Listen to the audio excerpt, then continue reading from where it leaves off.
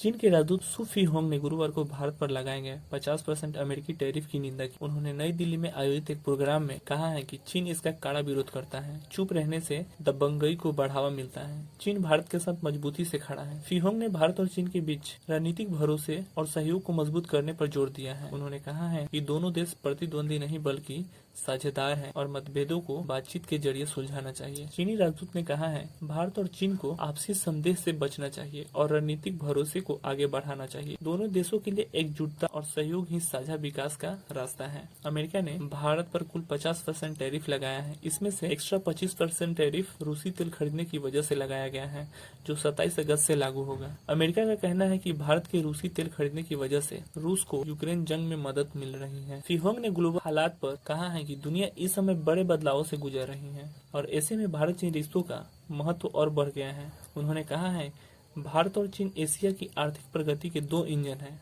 हमारी दोस्ती न सिर्फ एशिया बल्कि पूरी दुनिया के लिए फायदेमंद है। फीहोंग ने कहा है कि एससीओ समिट के लिए पीएम मोदी की चीन यात्रा दोनों देशों के संबंधों को नई गति देगी। यह विजिट 31 अगस्त से 1 सितंबर तक चीन के तियानजिन में होगी। हाल ही में चीनी विदेश मंत्री वांग यी ने पीएम मोदी से मुलाकात कर उन्हें चीनी राष्ट्रपति शी जिनपिंग का निमंत्रण सौंपा था। मोदी ने निमंत्रण स्वीकार करते हुए कहा है कि वह शी जिनपिंग से तियानजिन में मुलाकात के लिए उत्सुक हैं। चीनी राजदूत ने कहा है कि पिछले साल रूस के कजान में पीएम मोदी और चीनी राष्ट्रपति शी जिनपिंग से मुलाकात के बाद भारत और चीन के रिश्ते लगातार बेहतर हो रहे हैं। दोनों देश एक दूसरे के हितों का सम्मान कर रहे हैं और आपसी समझ बढ़ा रहे हैं। इस दौरान कैलाश मानसरोवर यात्रा फिर से शुरू होना भी एक बड़ा कदम है। भारत और चीन ने हाल ही में उत्तराखंड के लिपुलेख दर्रे के रास्ते फिर व्यापार शुरू करने पर सहमति जताई है। यह फैसला 18 से 19 अगस्त को चीनी विदेश मंत्री वांग यी की भारत यात्रा के दौरान हुआ।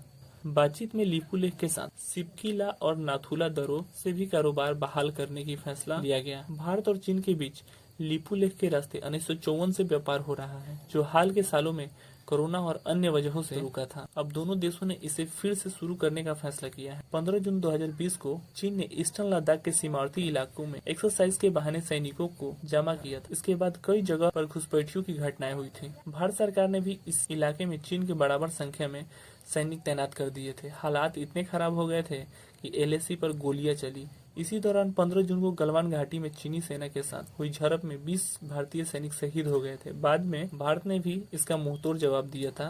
इसमें करीब 60 चीनी जवान मारे गए थे। इस घटना के बाद दोनों देशों के रिश्ते काफी तनावपूर्ण हो गए थे, लेकिन बाद में पीएम मोदी और राष्ट्रपति जिनपिंग की मुलाकात से इनमें सुधार शुरू हुआ।